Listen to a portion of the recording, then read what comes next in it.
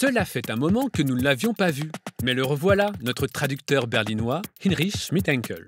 Aujourd'hui, il se penche sur l'origine des expressions couramment employées pour se moquer des étrangers qui essayent de parler français. Certains de mes compatriotes qui ont séjourné en France ont constaté que vous, les Français, vous êtes assez exigeants vis-à-vis des étrangers qui s'efforcent de parler votre langue. Que vous arrive-t-il même de dire entre vous: encore quelqu'un qui parle français comme une vache espagnole? Comme une vache espagnole. Qu'est-ce qu'une vache espagnole de surcroît vient faire dans cette expression très courante en français? Eh bien, les linguistes hésitent un peu sur l'origine exacte de l'expression, mais une chose est sûre, il n'y a jamais eu de vache là-dedans. Il pourrait s'agir d'une déformation de l'expression occitane parlar como una gabache espagnole. Parler comme un gabache espagnol. Ici, le mot gabache désigne le montagnard, le travailleur venant des Pyrénées pour les travaux agricoles saisonniers.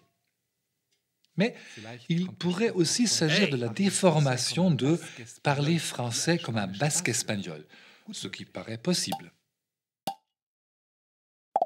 Ou encore d'une moquerie des habitants du nord de l'Espagne qui se targuaient de parler le français bien mieux que ceux du sud de l'Espagne, qu'on appelait les bacos. Ce surnom se serait transformé au fil du temps en vaco, qui signifie la vache dans leur dialecte, d'où l'expression « parler français comme une vache espagnole ».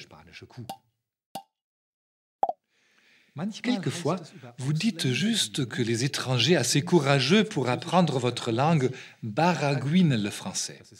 Ce n'est pas beaucoup mieux. Ce mot étrange baragouiner viendrait de deux mots bretons, bara, pain, et guine, vin. Les soldats bretons qui demandaient aux Français du bara et du guine auraient donc baragouiné aux oreilles françaises. Pourquoi pas? Et nous, les Allemands, que disons-nous quand quelqu'un parle très mal une langue étrangère? Nous avons moins d'expressions colorées, ce qui prouve notre grande tolérance, mais peut-être quand même ce verbe radebrechen, composé de rat, la roue, et du verbe brechen, casser, une expression qui remonte à l'horrible supplice de la roue qui avait cours au Moyen-Âge. Radebrechen, c'est vraiment torturer une langue, encore pire que ne le pourrait faire une vache espagnole.